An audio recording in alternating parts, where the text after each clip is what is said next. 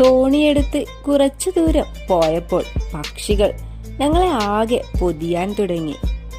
പക്ഷികൾക്കുള്ള തീറ്റയായ നംകീൻ എന്ന ഭക്ഷണ പദാർത്ഥം തോണിക്കാരൻ കരുതിയിരുന്നു. ഏകദേശം മധ്യഭാഗത്തെത്തിയപ്പോൾ കടത്തുകാരൻ തീറ്റ യമുനയിലേക്ക് എറിയാൻ തുടങ്ങി. അതോടെ പക്ഷികൾ കൂട്ടം കൂട്ടമായി ഞങ്ങളെ പൊതിഞ്ഞു.